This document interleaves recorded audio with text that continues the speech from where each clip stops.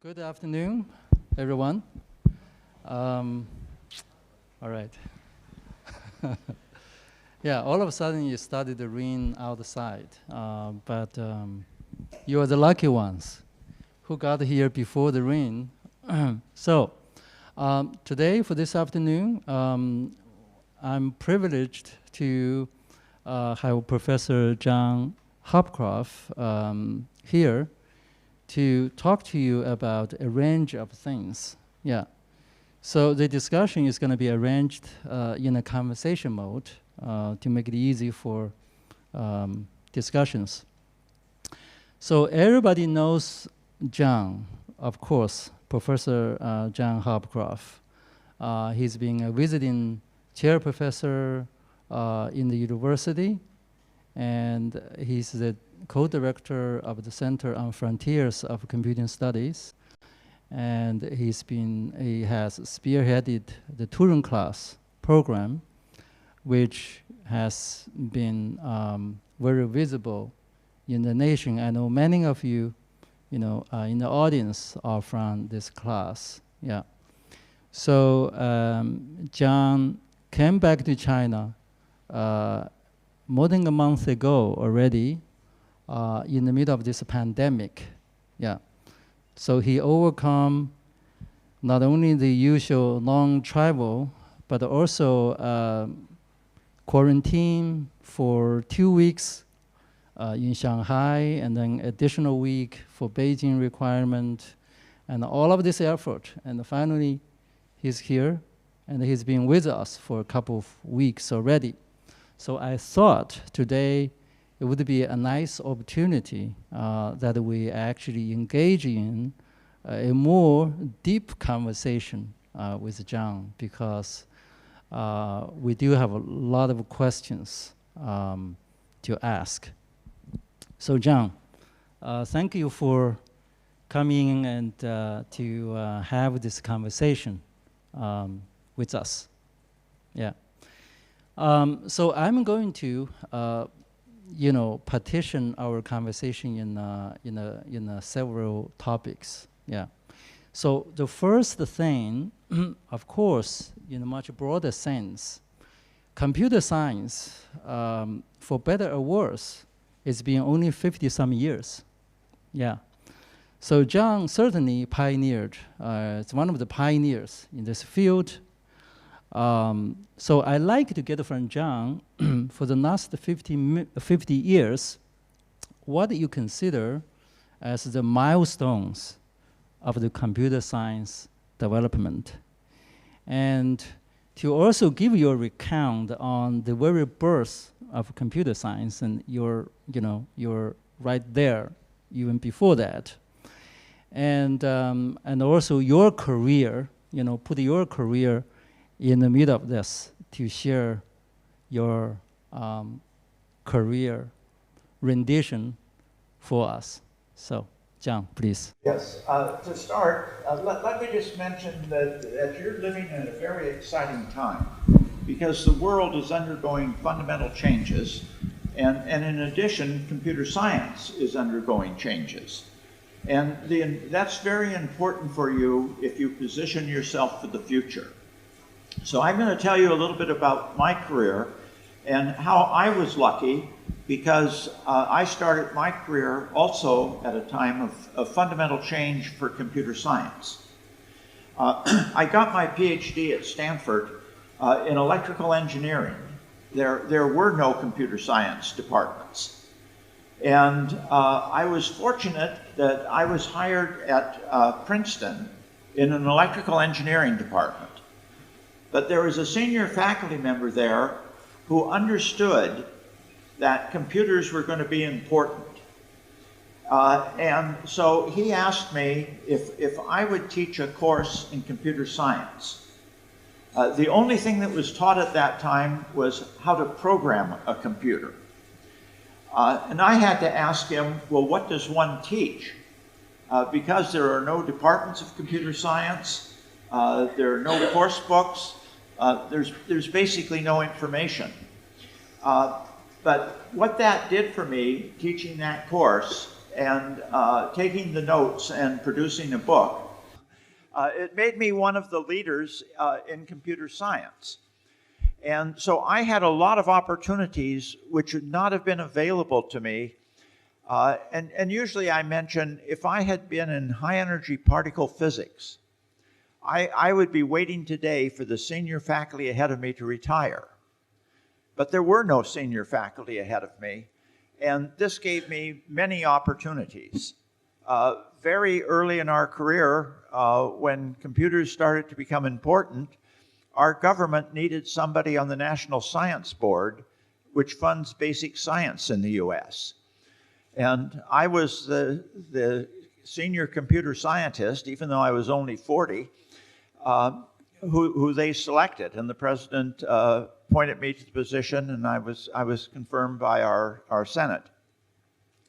But you're living at a time which is just as fundamental.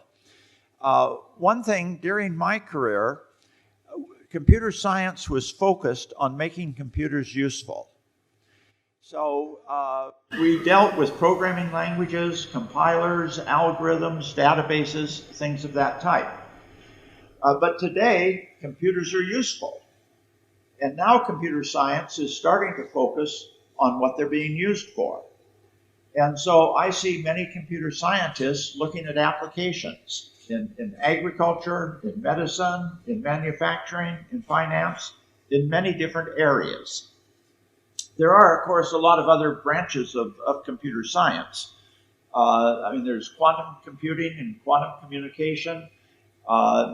In the area of distributed computing, we're now making networks of computers where nobody is responsible for the network. During my career, there was kind of a hierarchical structure, and there was somebody on top who made sure that everything worked okay. And so the one message that I hope that you will take is to position yourself for the future. Many of the older computer scientists are going to tell you about great things that they're doing, but they're not necessarily the things for the future. Computer science advanced quite a little bit. The course that I taught was a course on theory of computing. And this was from about 1965 to 1970. This was the field of computer science. About 1970, people realized that we needed an area of algorithms. Now, the way computer programs were evaluated up till that time is the creator of the program simply ran it on a little bit of data, measured the running time, and published a paper. But when another researcher came along, they claimed they improved the algorithm. They ran it on the same data, and their algorithm ran faster. But you didn't know whether they had tuned their algorithm to work better on that data, and if you had picked some random data, whose algorithm was going to be better. And so what we did is we developed a mathematical criterion for evaluating algorithms. And we selected worst case asymptotic complexity. And once we had a mathematical criteria for evaluating algorithms, we could then develop methods for creating the optimal algorithm, because we had a definition. As time went on, there are fundamental changes like that. And today, of course, deep learning, AI and deep learning is a major research area. People don't know, though, why deep learning works. They've applied it in many application areas, and they can get it to work very, very well, but it still needs an underlying theory. But so this is the very short description of computer science, and what I hope that you will walk away with is the fact that computer science is changing, the world is changing, and you can live in the future. Thank you, John. Yeah. Well, we all know that computer science, this is a very hot major in universities around the world, the enrollment in computer science major or taking computer science courses is rocket high. Yeah, I think this is a phenomenon around the world. I'll give you one example. MIT, I saw the statistic, just the new statistic. MIT, for the 4,000 some undergraduate students every year, they have 1,400 students, almost 1/3 of the students taking computer science major or very closely related major. Yeah. So this is really speaks to the high interest and also high impact of computer science major. Now, given this situation, you certainly know that the US universities reacted very fast, right?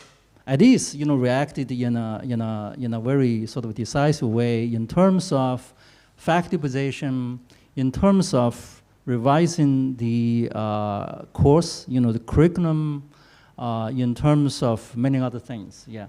So how do you see, you also have, John, you also have knowledge about Chinese university, and you're trying to help, improve on undergraduate education.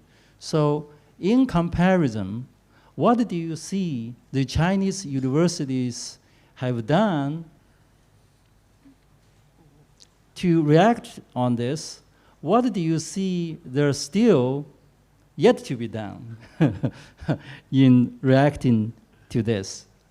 Yes, there's a fundamental difference between U.S. universities and China universities.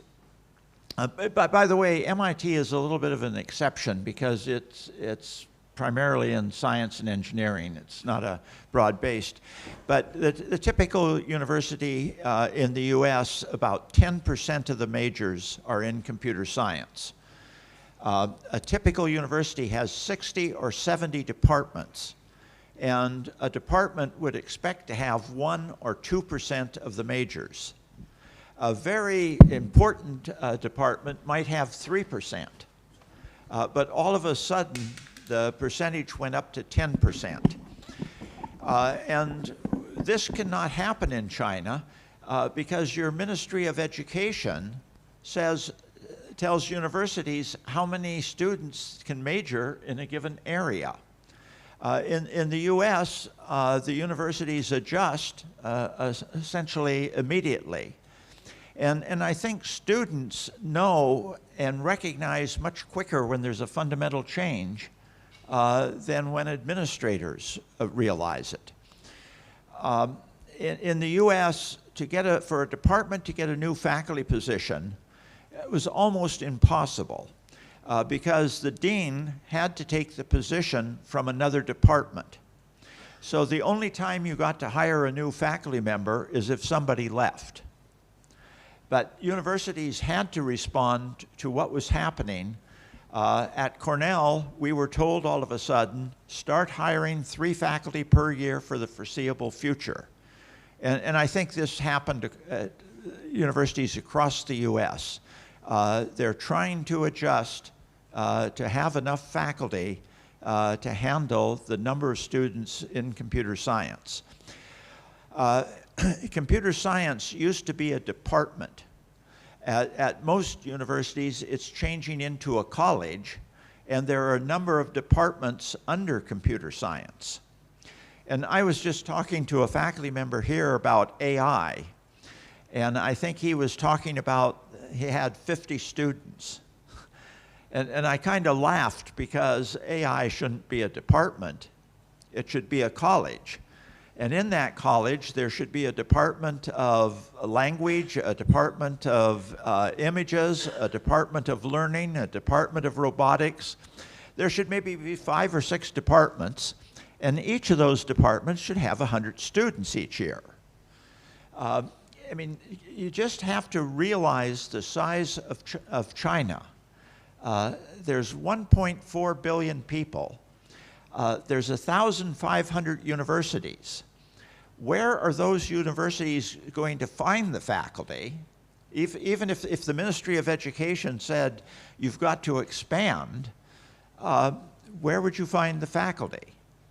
And for the foreseeable future, there's going to be such a demand for faculty, or for PhDs, or for bachelor's degrees, that there's going to be a problem. The country is not going to have sufficient talent to increase the capacity to produce what you need. I guess I should also point out that the mission of a university in China is different than a mission of the university in the United States. In the United States, the mission of a university is to produce the next generation of talent. Here in China, you have two missions.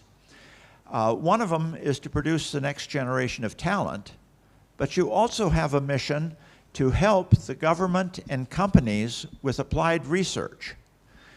There isn't enough talent in China so that if the government has a problem they have to solve, there isn't the talent to hire to solve it. So they rely on universities to help them. But I'd like to talk about applied and basic research. Applied research is research that's being done to solve a specific problem. Basic research is research that's being done simply because you're curious about it. The definitions have nothing to do with how fundamental the work is. Either one can be fundamental or not.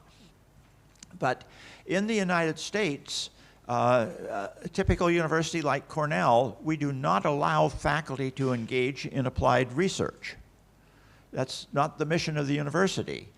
The mission is to produce the next generation of talent.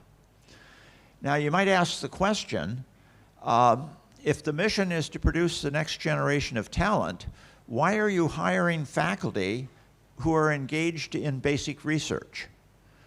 And the answer is, we want our faculty to stay abreast of their field. And if they are exploring things which they're curious about, they will keep up with their field, and 20 years from now we'll be teaching courses which are still relevant. In China, because of this need to also do applied research, you have to be careful that the mission to help the government and companies doesn't interfere with the mission to produce the next generation of talent. And in the Turing Center, I think we're keeping that separate, and that's the reason. So people ask me sometimes, what would be a good research project? And I've got to tell you that's not a good question, because if you're going to do fundamental research, you've got to do research that you're excited about, not research that some senior faculty members suggest you work on. And notice that I used the word work. You don't want to work on research. You want to enjoy research. And I've talked to many Nobel Prize winners and many Turing Award winners. And not one of them has had a strategic plan for how they led their career. Every one of them just said, I did what I enjoyed.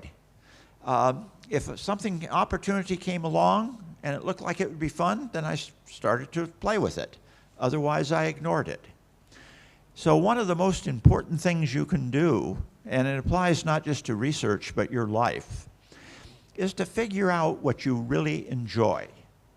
And you'll be much more successful, both at research or in your life, if you're doing what you enjoy rather than working.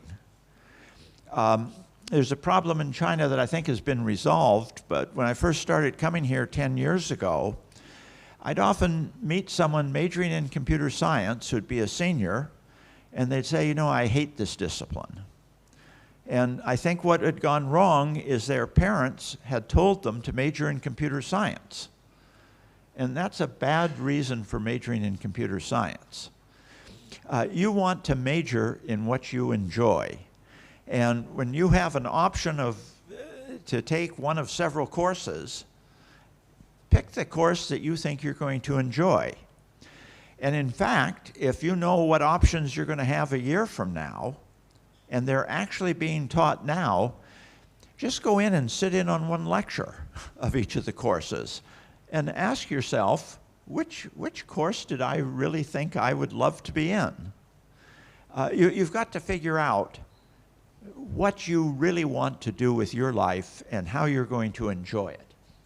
And you're going to be much more successful if you're working on research that you enjoy. I shouldn't have said if you're playing with research that you enjoy, rather than working on something that someone told you this would be a good problem to work on. Yep, thanks, John. Well, you started to talk about the new generation talents, yeah, and you spend so much effort in China, try to, promote high quality research and set up, initiate new programs. For example, Turing class. And and you also initiated this teaching award. Yeah, started to evaluate university teaching quality. Yeah, around the country. So, what do you see?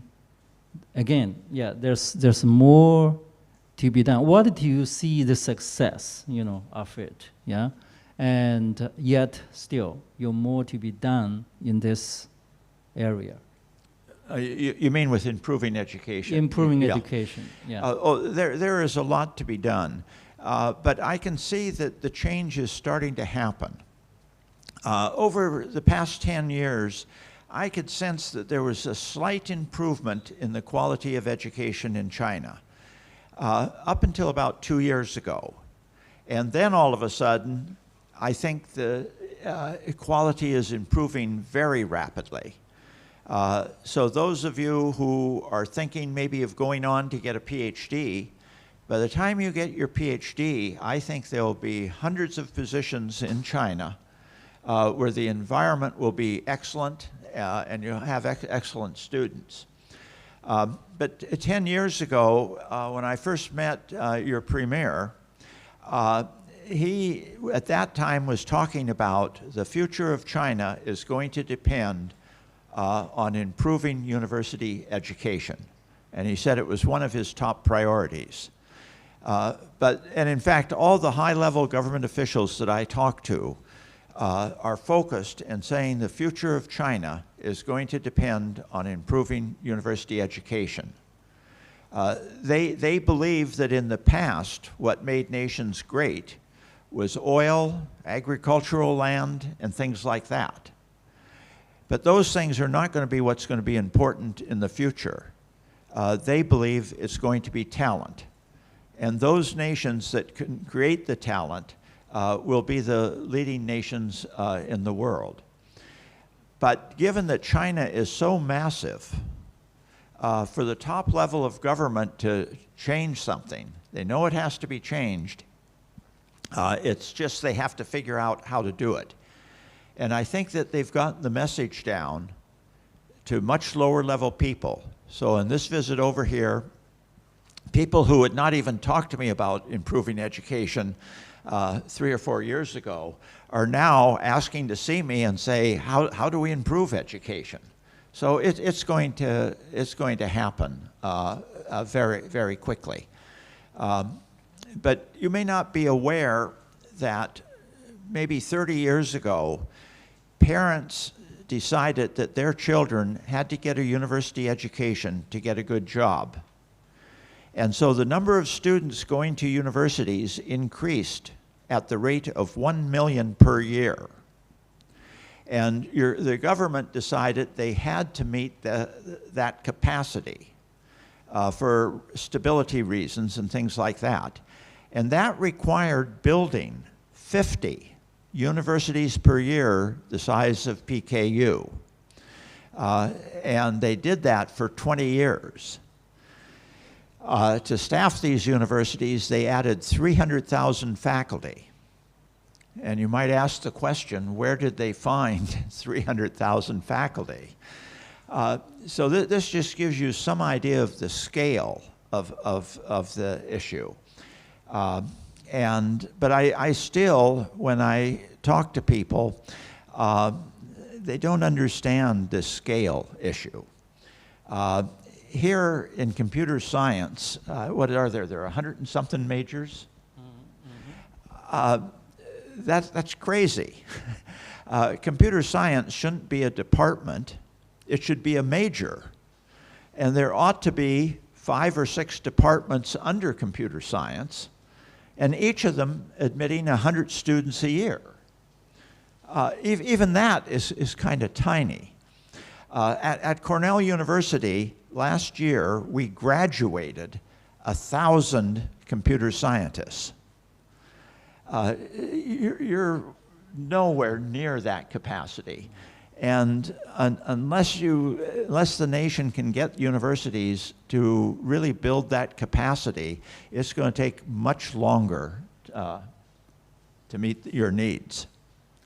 John, we have recorded your conversation. We're going to send it to the president of the university. Yeah, he probably knows it, but he can't figure out how to do it.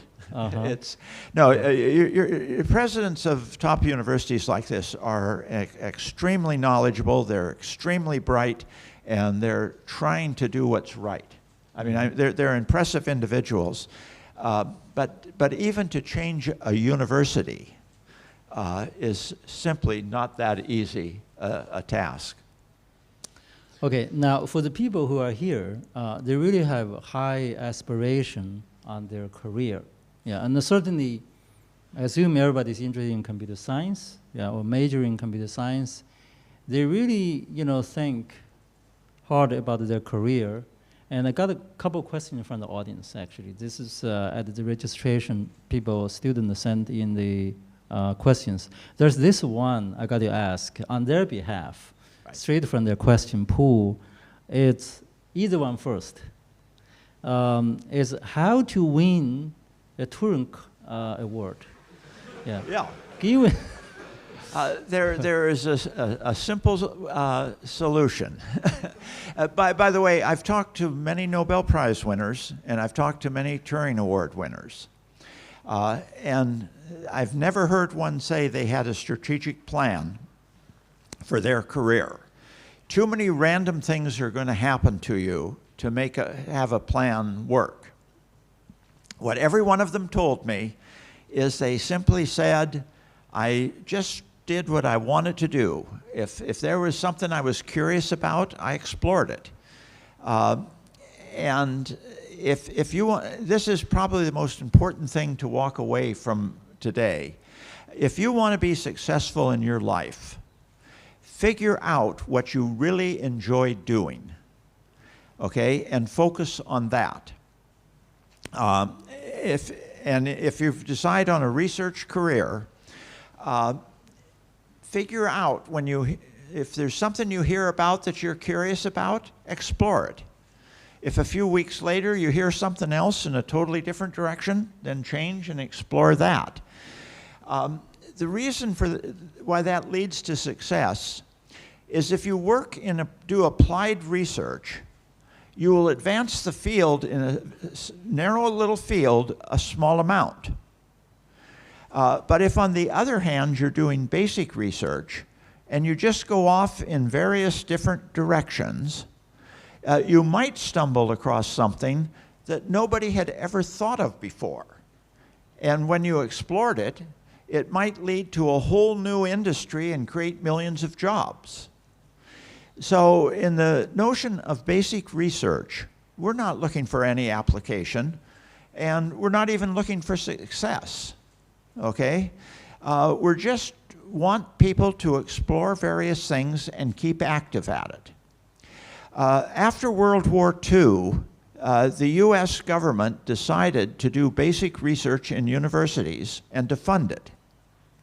So they're funding research which has no applications whatsoever. When I got my first NSF grant, I was not expected or required to do the research that I said I wanted to do in the grant, because that was not the reason they funded me. And furthermore, when I finished the 3 years of the grant, I didn't have to give them a report as to what I had done.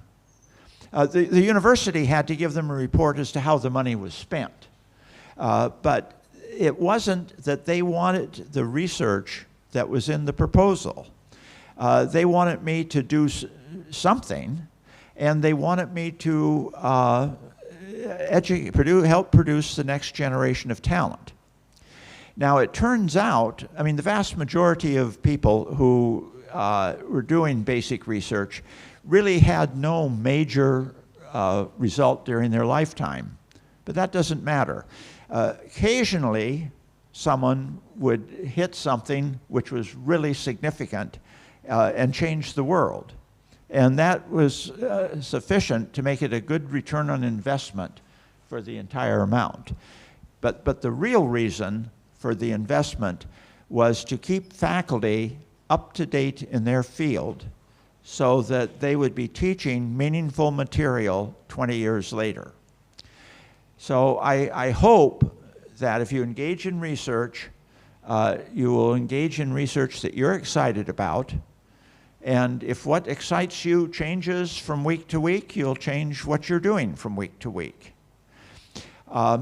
And if you're not in research, but if you're just looking for what kind of job you want, what career you want, I hope you will focus on what am I going to enjoy? Do I enjoy exploring things? Do I enjoy working with people? Do I enjoy building things? And one of the things I hope that you will master while you're at the university is figuring out what you really enjoy, because that will help you have a good life. And I guess I should say, while it looks like we may be training you to get a good job, that's not really the purpose of education. Education is much broader than what's in the class, what you're taught in the class. Education is to help you have a good life.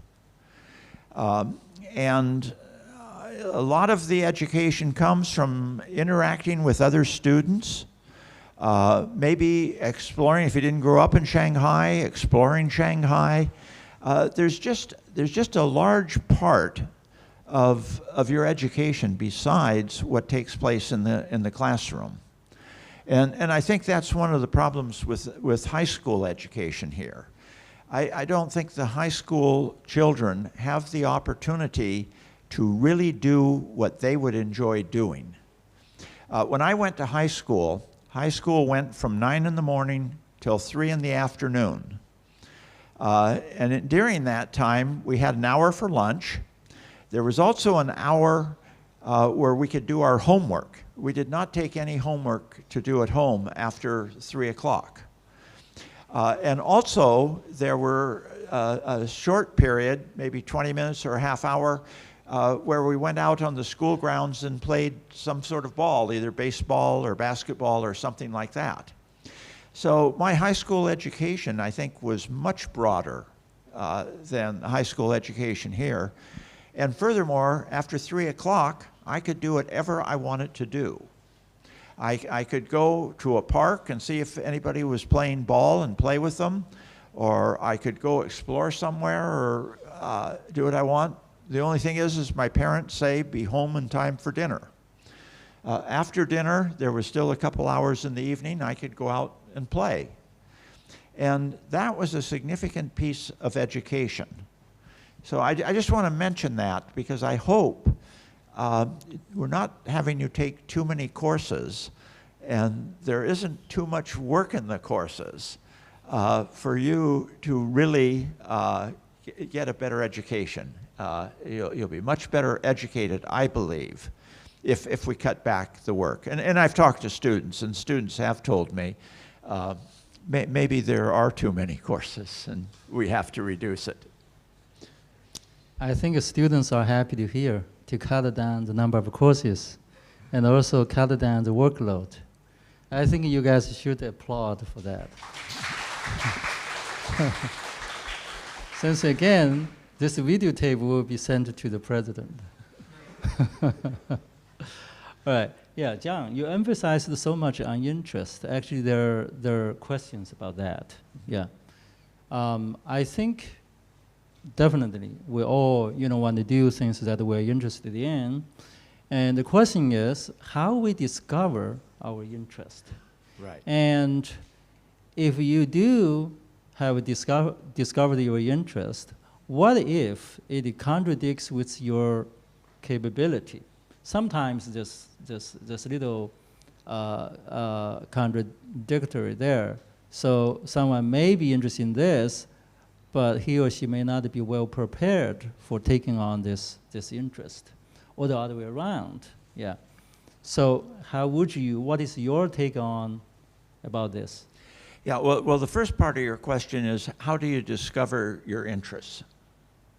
And I don't think that there's any formula or any direct way, but I think it starts or should start way back as early as kindergarten or even before, and in elementary school, if you interact with other students, you find out what they're doing and say, gee, that would be fun.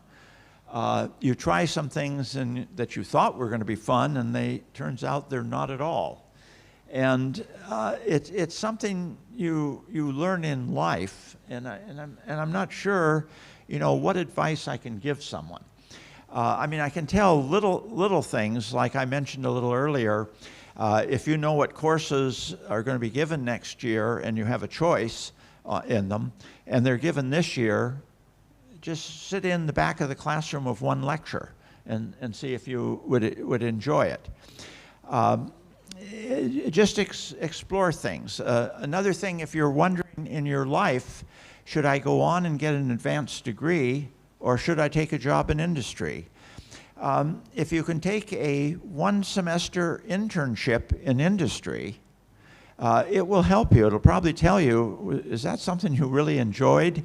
Or does that say, that isn't what I want to do? Maybe I better go and take an advanced degree. It's just exploring things.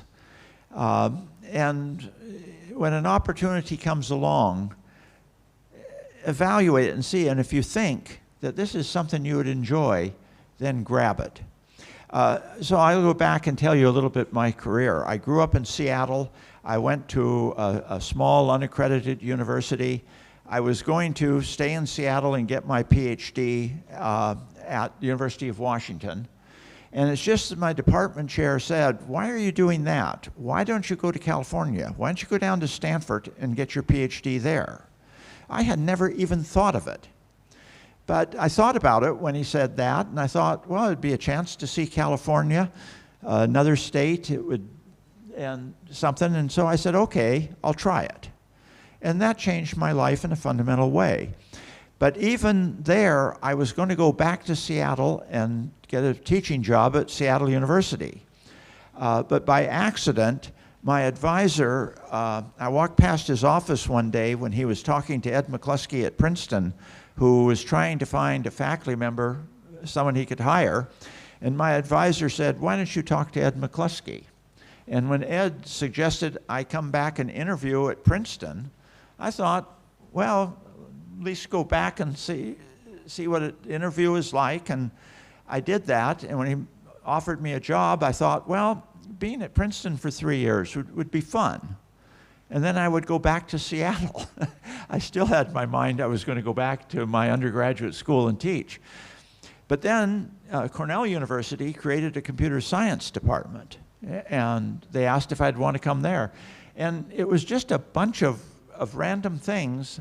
I thought, well, that would be interesting. There's going to be a computer science department. I could be in there and people would know what I was doing and so forth. And so when opportunities came along that looked like they would be fun, I took them. And that's what you have to do. Is when an opportunity comes, if you think this is something that you're going to enjoy, grab it. John, you just spoke about your story. It seems like when we hear it, we kind of envy you, right? being at the birth time or even before the birth time of computer science, you have this opportunity, and now a lot of things, it's clear in retrospective, right? When you look back, wow, yeah, what a nice opportunity, right? But it wasn't all that clear when you are there, or not to everybody, right? Now, getting to the current situation, I mean, the students, us, we may all think that, well, we're just, unfortunately, we're not in the John's stage, right? There's that opportunity. Now, it seems that everything is taken. Quantum computing taken. Deep learning taken. Well, quantum computing maybe not, yeah. So essentially all those low-hanging fruits seems to be taken, yeah. So what do you consider in the current stage? Are there still low-hanging fruits out there? If there are, what are they? Yeah, no, it's absolutely clear that there's low-hanging fruit. But back in 1964 when I was getting my degree, all the low-hanging fruit was taken. Circuit design, linear systems, information theory, all of this was taken. There was no future. Nobody thought of computer science, okay? And there are things that nobody has thought of yet that they're going to come. I mean, I can tell you things that I can see that are going to come in the next few years, but they're not the really exciting things. I don't think anybody knows those. But one of the things, this area of deep learning, people don't, there's no theory of deep learning. What does one teach if one were to teach a course in deep learning? You don't want to just teach, well, people tried this experiment and it worked, and they tried this experiment, it worked, but they don't know why. And there are things like fooling. You can take an image of a cat, make minor changes to the image, which a human can't even recognize, and all of a sudden, the computer says it's an airplane. We have no idea, there's no theory underlying these. But these aren't not the really exciting things. The real exciting things, we don't even have the slightest notion what's going to come up in the next few years. And change is happening faster and faster. So it's clear for you there's going to be lots of exciting things to explore. All right. Again, well, thank you, John, for the giving us some insight. So again, when people look at your career, right, and the way you described, in your high school, you can leave school after 3 o'clock and just play all the way, play to the bedtime, yeah. And nowadays, everybody's, spinning the wheel, yeah. There's so much competition. Right. Yeah, so much competition going on. And, you heard about the involution, right? The other day, yeah, the Nature. So really, I mean, it's a so competitive world now compared with, when you grow up. So there's this specific question from a student. How can I, yeah, he or she, yeah, he, how can I establish confidence in such a competitive CS, especially CS actually, environment? Yeah, I think there's an issue there that if you're wondering how can I get the confidence, you have some goals or something. You've said this is what I've got to do and how am I going to do it. But if you stop and think in your life, when you've lived your life, what do you really want to have lived? And I don't think you want to work your entire life. I think what you want to do is enjoy it. and if you really say, I'm going to enjoy my life, if that's your goal, then you don't need confidence. All you've got to do is figure out today what is going to be enjoyable today. Should I get together with some other students and we'll go have coffee and talk or something? Or what would I really like to do? Maybe I'd like to read a book.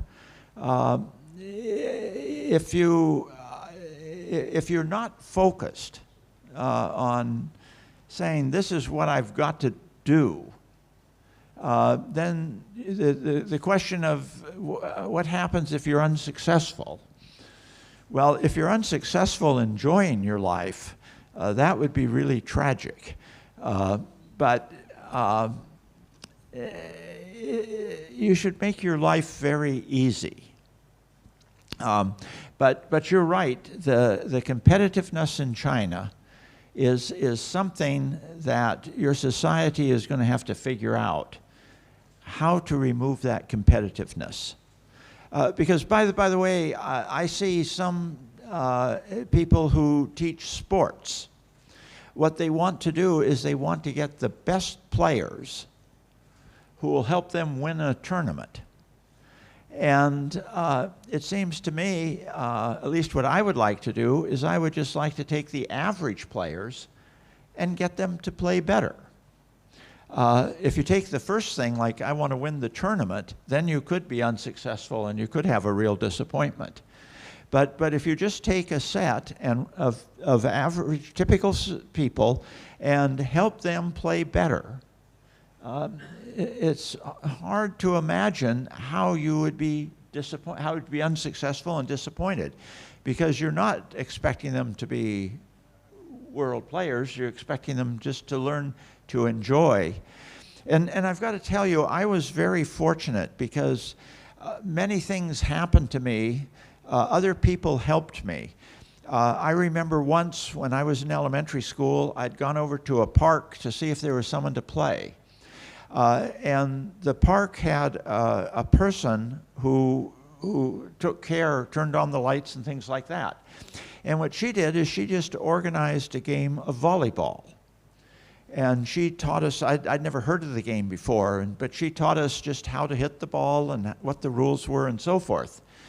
Now, you might say that didn't have much impact on me, but it did, because I then played that my entire life. And when I was at Cornell, one of the things I did is I got the faculty once a week to go and play volleyball. And it helped made our department more coherent and things. So nobody would say that that's something you should do to make a department better, but things like that. And I will tell you, I've learned a little bit about new research as to how the brain develops.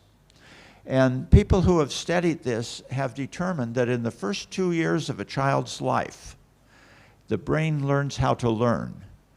And if the first 2 years are an intellectually rich and stable environment, that child will do better than others their entire life.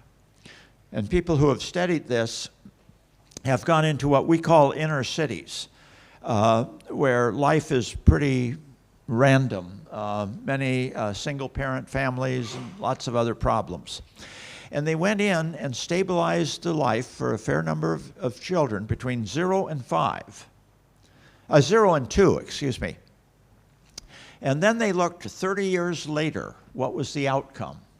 And the outcome was there were less mental problems, there were higher educational levels, higher salaries, and it turns out one of the best investments a nation could make is stabilizing the first 2 years of a child's life. But an interesting story, I was here at PKU, and I met a faculty member who was studying what a stable, intellectually rich environment was. And I said to her, it must be very hard to do research if you have to wait 30 years to see the outcome of your experiment. And she said, no, we don't, that's not how we do it. She said the brain in the mouse develops very similar to the brain in a human. And what we do is we take 100 mice, we put 50 of them in a cage, we put 50 of them in an intellectually rich environment for a mouse for 3 weeks. Then we put the mice together and we wait 2 years, and then we test them. And those that were in the intellectually rich environment outperformed the others drastically. That's a pretty compelling experiment. But I then asked her, what's an intellectually rich environment for a mouse? And she had a picture, and she had an arrow to each thing in the picture explaining what part of the brain developed by this. And you have to realize, if you have a child, in the first 3 months, you simply set the child on the floor on a rug, and the child can't even crawl yet. And if you give them a little block that they hold in their hand, they learn that that block is not part of them. That's the level of learning they're doing. But it turns out that those 2 years are very important. Now, it was fortunate for me that I had my mother and father loved one another. I never heard one of them say anything negative about the other. They never quarreled. And I suspect that they gave me just a very stable and intellectually rich environment those first 2 years. I mention this for a couple reasons. One, if you get married, have a child, those first 2 years are important, and learn a little bit about it. But the other thing, there's a lot of research known in other fields. So don't just focus on computer science. If you're focused on, let's say, AI, talking to people who understand brain development might tell you something which is exciting, and you might wonder, would this help in developing an AI algorithm?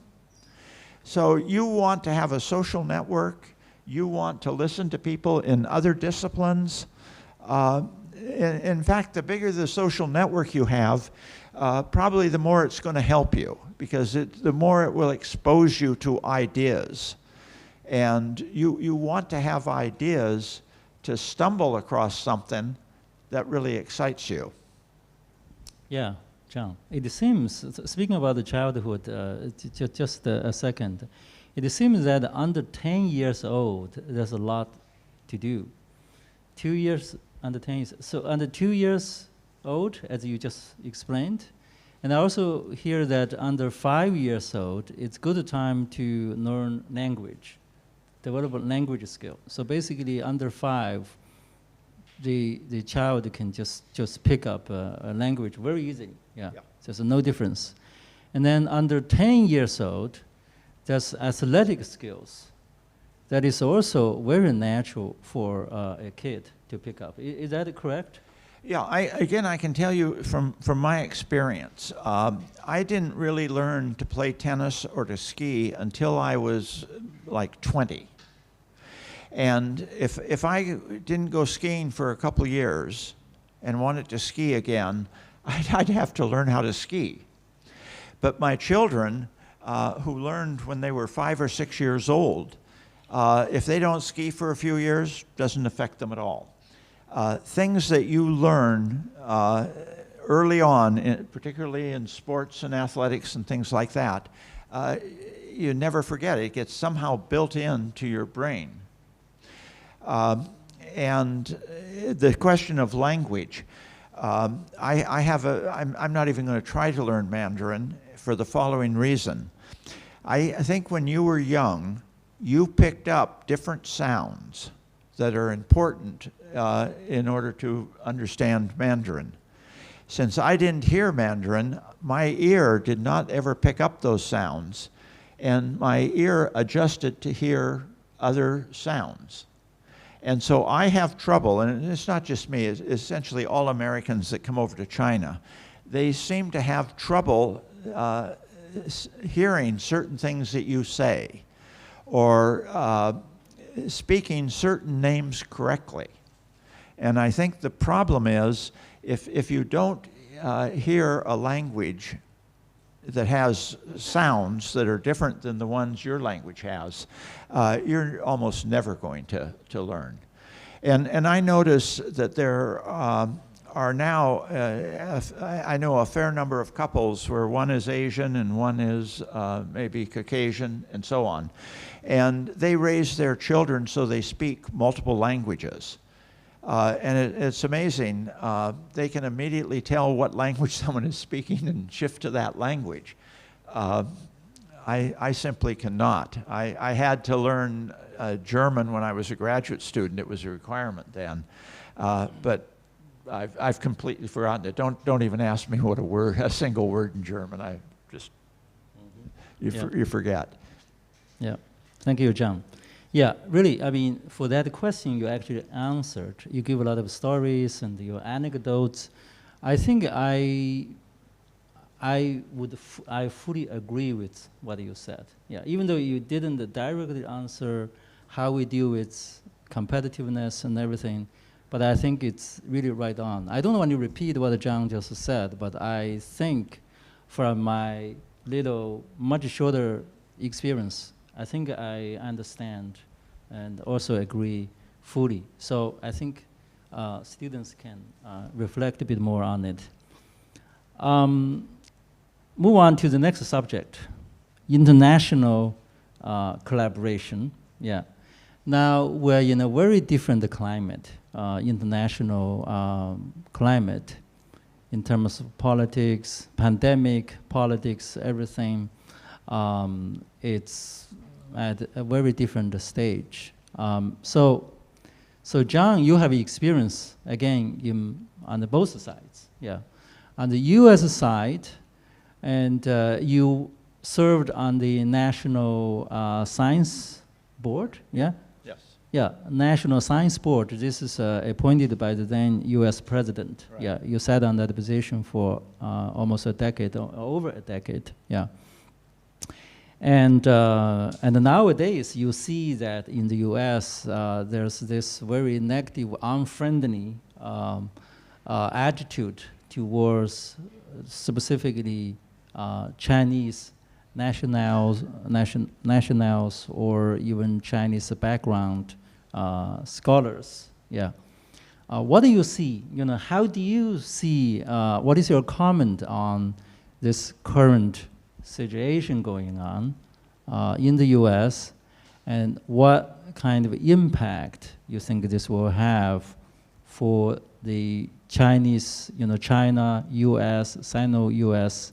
sort of relationship in the academic environment, and what kind of advice you may want to give to the students and people here who do consider themselves as part of the international community.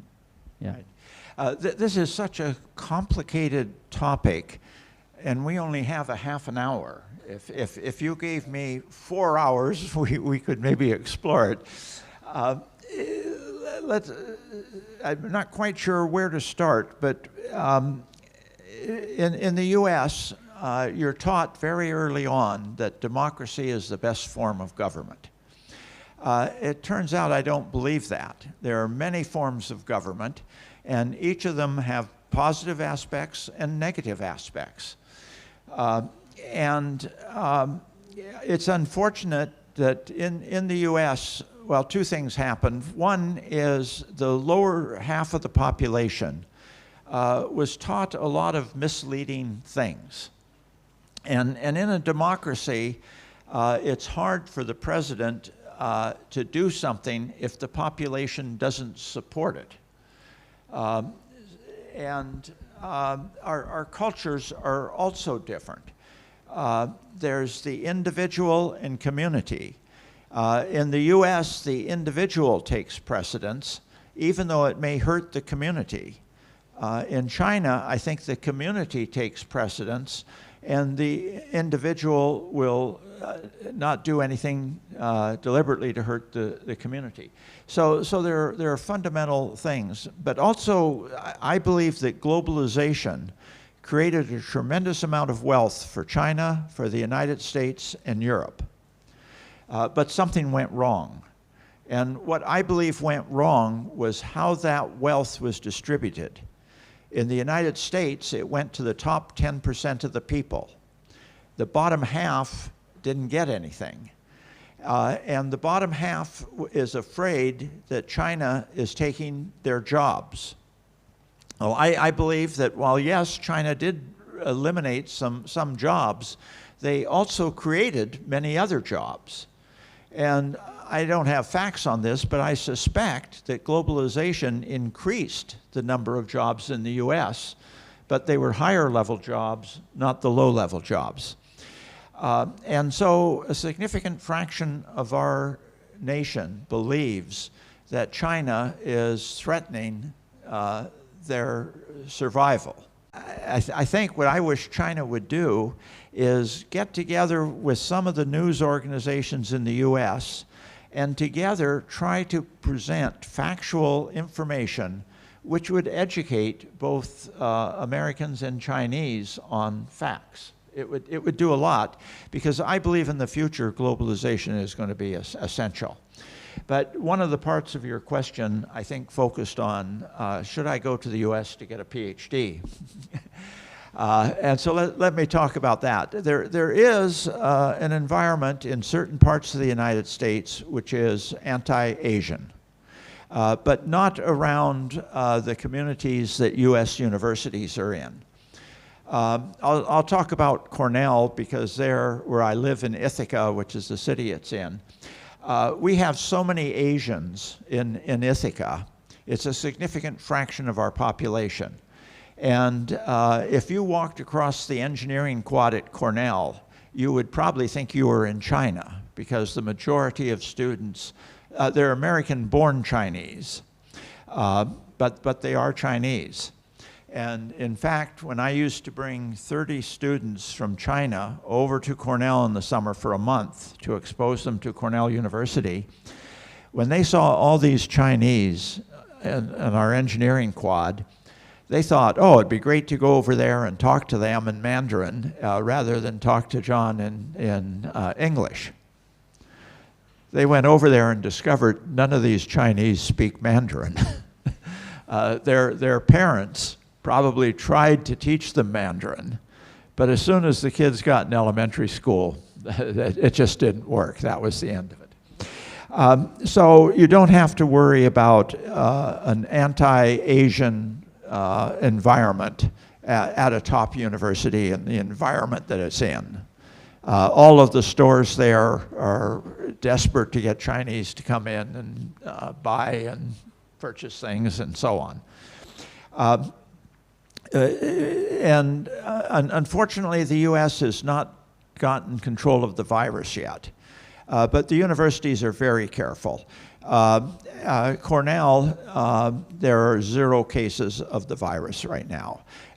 During the past year, there were only 2 situations. One, they were both cases where students violated the rules.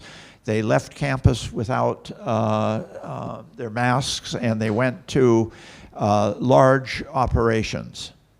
And if you do something like that, you may very well get expelled from the university. But the last few months, 0 cases. If you go to Cornell, and each university is different, so this is not completely true everywhere, but I think most universities are very close to this. If you're not vaccinated when you show up, Cornell is going to vaccinate you. Every student, faculty member, and staff member, 100% are vaccinated. The probability of the virus is essentially 0. But there are rules. If you go off campus, there are rules that you've got to observe. Because the vaccines are not 100% effective. They're about 85%. And so when you go off, you're not going to be allowed to travel to some places and then come back. And so on. The university is just being very careful. what about a graduate program? One difference is in the US, when you get your undergraduate degree, if you go on, you go directly into a PhD program. Some students in China think of going into a master's program to get better educated. That doesn't make sense in the United States. We don't admit a student for a faculty member, or at least we haven't. We may change that a little. We admit students to the field of computer science, and what we tell you is one of your tasks in the first year is to talk to a number of faculty and find someone who's doing something that sounds exciting to you and whose personality is such that you would like that person to be your advisor. You have to find someone the first year. If you don't, you're in trouble. But we expose you to as many faculty as we can, because to be honest, you probably don't know what would be exciting, what field of computer science. And it's better if you spend a year. And in that first year, you'll probably take courses to just increase your education a little. But after that, it's basically doing research. And the requirement for a PhD is there's a 3-year residency requirement. Most of my PhD students finished in 3 years. If they didn't in 3, they did it in 4. But things are changing. I now notice that people are taking between 4 and 6. My advice, getting a PhD after 6 years, I don't think is any better than getting a PhD after 3 years. I would focus, I would think in terms of 4, and if you don't do it in 4, you'll be out in 5. And if you're going to do a postdoc, we encourage them not to do it at the same university that you get your PhD. And we discourage undergraduates from Cornell applying to our PhD program. We think it's best if you do your undergraduate at one university, your PhD at another university, and then a postdoc at another university. And the reason for that is each university has their own view of what computer science is. And being exposed to a wider range of views of computer science is just in your best interest. Now, some of these things are changing. It is so competitive, it's so hard to get good PhD students, that if a faculty member finds somebody they want, we will now admit them and let them work with that faculty member. Although we make that faculty member responsible. But we prefer to admit to a field. If you're going to apply to a US university, what is critical is the letters of recommendation. But who they come from is important. Do not get the president of the university to write a letter for you. What a good letter has to have a couple features. One of them, when we read the letter, we've got to know that the person who's writing the letter actually knows you. The president doesn't know you. It's very unlikely. And secondly, that he can tell us something so that we get a feel for you. And that means the letter may have negative things in it. That doesn't make it a bad letter. In fact, that may make it a stronger letter, because then we know it's an honest letter and we know what we're getting. And I would encourage you to get letters from people who were recently got their PhDs in the United States, because they know how to write a letter. Whereas many of the older faculty write letters that we pretty much just discard because they don't give us any information. So that's important. Should you go to the US or should you get your PhD here in China? I think pretty soon, when undergraduate education in China improves, the PhD programs here will get much stronger and so on. But I think right now I would opt for the U.S. or Europe. And I think that when you come back, if you come back, assuming you come back to China, over half of the Asians that get their PhD in the United States take jobs there and stay there. But if you come back, I think your nation will view a PhD from a U.S. institution as better than a PhD from a Chinese university. That will eventually change, but I think it's true. I notice when I talk to high-level government people, I look at what's the equivalent of their CV, and I notice that they all seem to have PhDs in the area they're responsible for from a foreign university. So I think there is a value still to go to the U.S. Yeah.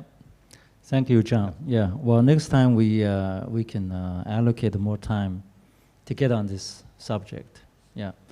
For the remaining time, I like to get on sort of what are you talking about? You got to enjoy your life, right?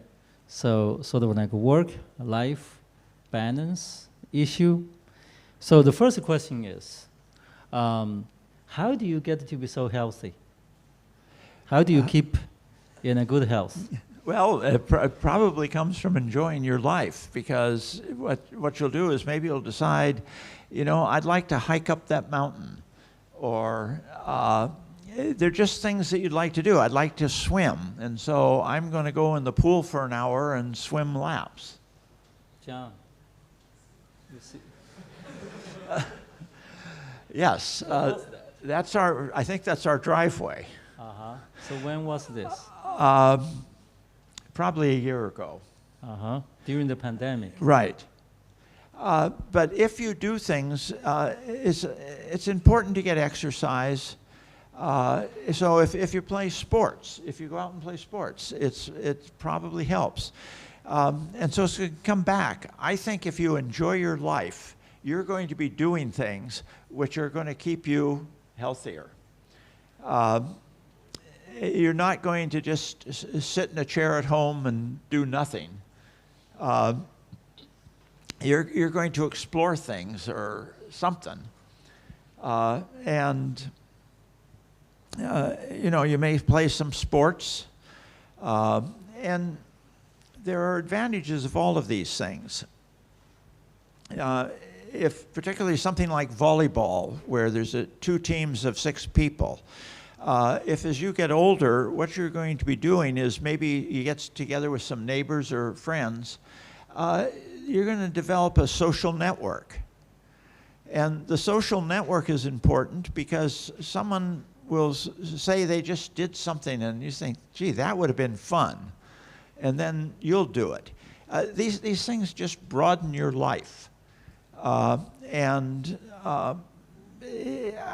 think that health is, it's important. But if you are enjoying your life, you'll probably have a healthy life. And that will be good. John, we all know that you have Judy, your wife, coming along on pretty much every trip to China, yeah, and probably has toured around the world with you for a big part of it. So can you talk a bit about your family and the work, between the work, quote unquote work, and the life? Yeah, so students have the curiosity on that part. Yeah, well, let me talk about my earlier life before I was married, because neither of my parents graduated from high school. Realized they lived in a different age. Children only started to go to university. I was in sort of the first group that were large numbers of kids go to universities. And in fact, I think only about 50% of the people in the United States go to a university. It still is not universal. But my parents wanted me to have a better life than they did. And so they just worked very hard providing experiences for me that were enjoyable. And I felt then, when I got married and we had children, that I wanted our children, to have that same kind of life. And so I made sure that they learned how to swim when they were very young, that they learned how to sail a boat, that they had climbed the highest mountain in New York State, which is not very high, but we just did many things like that, and exposed them to various kinds of food, and also travel. But things also, I should point out that there's no one right way, what works for each person. When our children were young, actually my wife would not travel with me. She felt that if something happened to the two of us, the children would be left without anyone to take care of them. So it wasn't until the children were basically in college, I got an invitation to do a round-the-world speaking tour for our U.S. government. And I managed then to get her to come with me. Then she said, okay, traveling is fun. And now she travels maybe as much as I do, believe it or not, because she wants to take our children and our grandchildren places. She took 2 children and 2 grandchildren herself, the 5 of them, and went off to Africa for 2 weeks. She went, I can't remember all the places she went where I didn't necessarily go. But what you enjoy doing is going to change in your life. If you have children, you're going to be very focused on them for a while. But when they get a little older, you're going to say, I'm going to focus on myself. And there's just lots of things like that change in your lifetime. And one big change in my life is, as I got older, I wanted to do something significant for the world, something that could make lives better for maybe 1 million people. And China gave me that opportunity. And it's the funny thing, because people in China want to thank me for coming over. They don't realize that I really owe China thanks for giving me an opportunity to do something I really enjoy. And so what you do in your entire life is going to change. But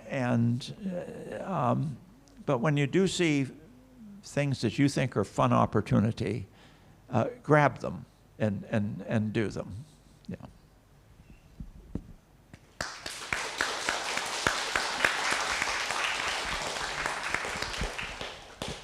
Well, thanks so much, John.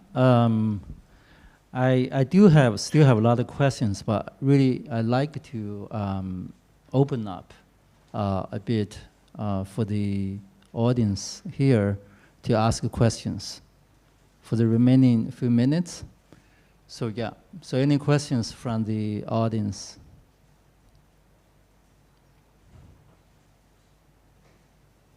You can ask in Chinese. Yeah, all right. 直接。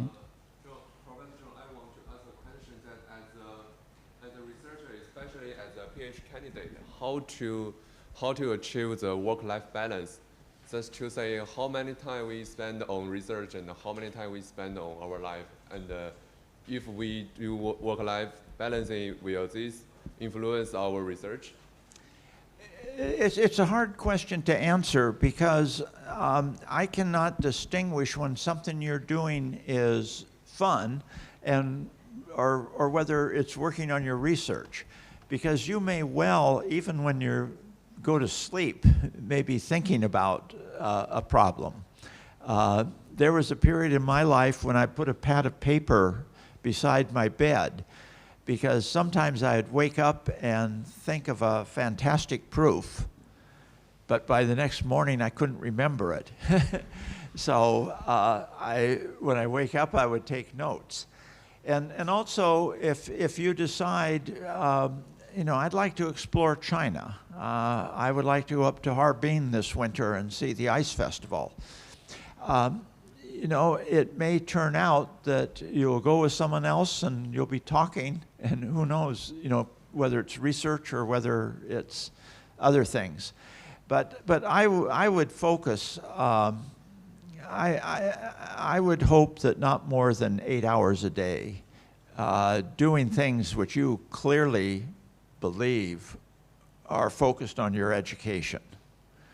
Okay, that's the maximum. If you decide, this is a really nice warm day, and there's an outdoor swimming pool, wouldn't it be nice to go swimming? You're better off doing that. Because if you're focusing on your research even for 8 hours, I don't think you're going to do that well on the research. So my guess is, just having looked at Asians, you're spending more time on the research and the academic part of your career than really enjoying life. And I think you'll do better in your research if you spend more time, enjoying your life. Yeah. You think, John? You think they will do better, or you don't think they will do better? No, I think he'll do much better. Oh, they will do much better. Because otherwise, he's chugging along thinking about the same thing. If he just says, "Look, I'm going to go out and do something," when he comes back, he may start in an entirely different direction, something he wouldn't have done otherwise. Put it this way, when I was going to Stanford working for my PhD, there were plenty of times that I just took off and said I was going to have fun. And it didn't hurt me at all. And yeah. Any more questions? Okay. I have a question. You previously said that when you were a high school student, you went up and you go off at 3 o'clock and you have play. So as a college student, how we balance grades, research, and life? So that's how to balance great research and life? Yeah, great research and life. When you previously said that when you are a high school student, you just went off at 3 and you have fun, you go somewhere you would like to go. So you didn't mention that as a college student, how we can balance life, research, and grades, and etc. Yeah. Okay. The first thing I will point is I never had to balance my life because in our culture, the homework at a university was so little that it really didn't consume much time. And just the environment that I lived in at the time, it was non-competitive, and I just had time where I had to think, what do I want to do? My problem was never how do I balance things. My problem is, well, how do I find something that I'd really enjoy doing? See, that's the difference between our two systems. And it may be hard for you to kind of understand a system like that, where I have trouble understanding how you can survive given the competitiveness and the workload. Well, I'll give you an example. I think in high school, because of this exam to get into college, that teachers, instead of educating you, are training you how to get a good grade on that exam. Whereas if there was no exam, they would be really educating you. They would be teaching you the stuff that they think is important. So I guess it's going to be a while before the Chinese system changes. in the US, we're very comfortable with subjective judgments, whereas I think in China, your society wants objective measures. And these things hurt because your universities want to increase their international reputation. But the international reputation is based on a couple of objective measures. Funding, amount of research funding at the institution, and the number of papers. They're objective measures, all right, but they're not related to what you want to measure. And education is so complex that I think it requires subjective measures. But I just don't know how to balance these things because it's just not something in the environment that I was in. All right, thank you, John. Maybe one last question, John? Yeah? Okay. Hi, I want to ask about, like, would it be a good option for someone to double major in, like, neuroscience and computer science? Like, I've been taking a class here at PKU this semester, and the professor's been stressing about, like, if someone could, like, do neuroscience and do computer science and sort of see, like, what are the overlaps. So I'm a freshman student, and I want to know, like, would you think it would be a good option to double major in neuroscience and computer science? Well, by the way, every question I'm going to answer sort of the same way. If you enjoy both these majors, then it's great. And if you enjoy them both, you've probably found a piece of each major which interact, that you're not taking two totally different majors. You're probably taking some field between the two. What I would be negative about is people just taking a major because they think it's going to help them if it's on their transcript or something. But if you really enjoy the courses that you're taking in both and you enjoy this double major, then it's the right thing to do. And it may lead to something fundamental. Yeah. All right, I think it's probably about time to summarize our conversation. Just a couple of words that, John, for me to reflect upon your opinion. I know the US-China environment are quite different, and also the time span, right, between your career development period and nowadays, and there's also a lot of changes, yeah. So I could see, you know, from students' question that it seems, you know, the good old times for you is gone for their generation. But I think, for me, you know, from hearing your story and your opinion, I think there's still a lot to take on, yeah, to borrow from. I think the precise amount of time you spend on play, work, whatever, that may be different, right? Yeah, so maybe you got to play 5-8 hours, and now, you know, you could only afford to play for 5 hours, 3 hours. But I think the fundamental message from John, the way I see it, I think is the priority, yeah. So it's the priority that you take on your interest, yeah. It's the priority to really keep discovering new things rather than getting locked up into, you know, just work, you know, type, yeah. I think the priority, you know, exactly when you started to do this, do that, I think that's really up to the current situation, yeah, yeah. So it may, you know, at this moment, you end up having to spend, you know, 10 hours in the lab, yeah.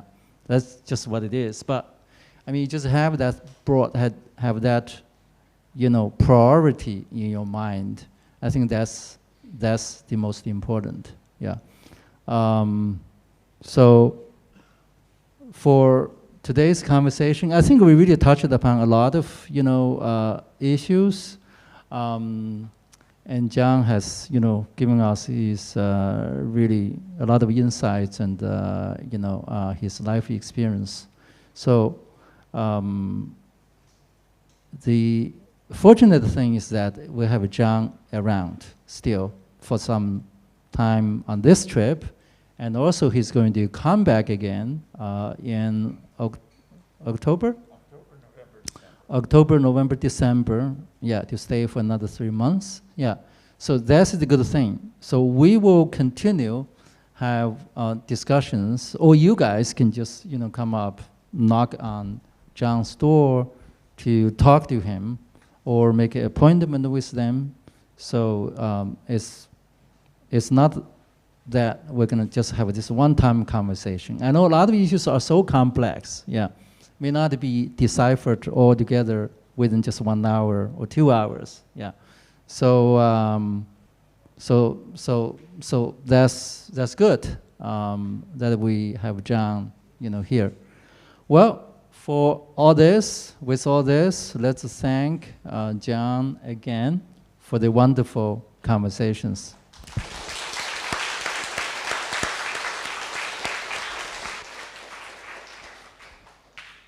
John, do you have more words to say?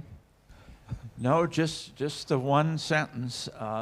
Please really enjoy your life, and you'll just have to figure out, what you enjoy and what works for you. Right. Thank you very much for participating. 谢谢。